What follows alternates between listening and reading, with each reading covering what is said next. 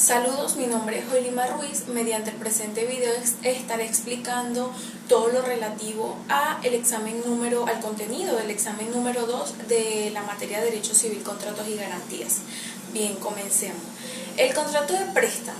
Nuestro Código Civil lo regula en dos clases de contrato de préstamo, el comodato y el mutuo, también llamados contrato de uso, porque en él solo se transmite el uso de lo prestado, el primero, y en el préstamo de consumo, que es el segundo, porque en él se transfiere.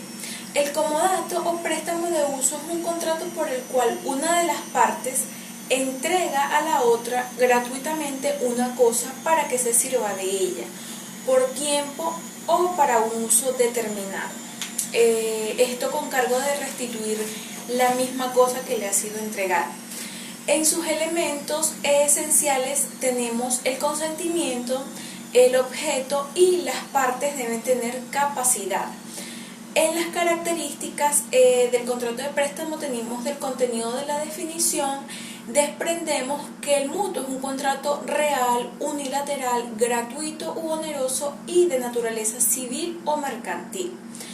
Bien, los contratos de obra es aquel mediante el cual una parte se compromete a ejecutar determinado trabajo por sí solo o bajo su dirección mediante un precio que la otra se obliga a satisfacerle.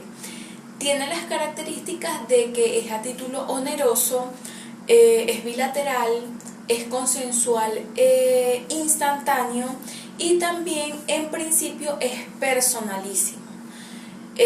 También origina obligaciones principales. Las partes se llaman una el comitente o dueño de la obra, y la otra o el contratista, empresario, operario, obrero o artesano. Los términos más aceptables son comitente y contratista. A su vez, el precio se denomina también compensación, honorario o retribución.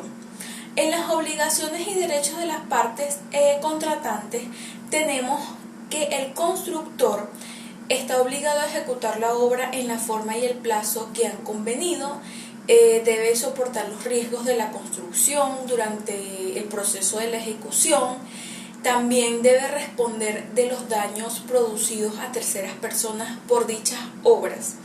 En sus elementos esenciales para que exista validez tenemos que debe ser consentido, debe tener objeto, y las partes deben tener igualmente capacidad. ¿Qué sucede si muere el contratista? El artículo 1640 del Código Civil indica que el contrato de arrendamiento de obra se resuelve por la muerte del obrero, del arquitecto o del empresario de la obra. Bien, la transacción es un contrato por el cual una de las partes, mediante recíprocas concesiones, terminan un litigio pendiente o precaven un litigio eventual. Esto lo estipula el artículo 1713 del Código Civil. Y los elementos esenciales para su validez es el consentimiento. La transacción, incluso judicial, se perfecciona solo consensuado, pero los efectos procesales de la misma presuponen su incorporación a las actas del proceso. Tenemos los vicios del consentimiento, presentan algunas peculiaridades que se estudiarán a propósito de la nulidad de la transacción y la capacidad y el poder. Para transigir se necesita tener capacidad para disponer de las cosas comprendidas de la transacción. Y también tenemos el objeto, que en materia el derecho común tiene algunas aplicaciones dignas de mención. Necesariamente forma parte del objeto de la transacción un litigio pendiente o eventual.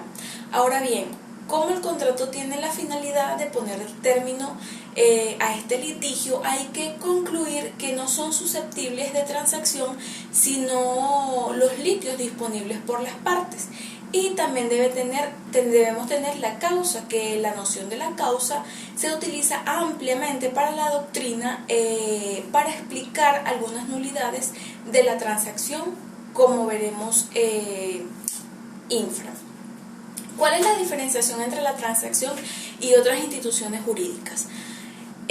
Tenemos los casos de tipificación dudosa, que es aun cuando el tipo de la transacción es fácil de distinguir en sí misma, con mucha frecuencia las partes sea para obtener los efectos específicos de la transacción, sea para excluirlo, suelen clasificar de transacción o negocios jurídicos de otra índole, o a la inversa, atribuyen a verdaderas transacciones otra clasificación jurídica. Tenemos la calificación jurídica, la remisión de deudas, liquidación de cuentas o donación, la transacción y compromiso, que es el compromiso arbitral, difiere la transacción en que lejos de poner término al litigio o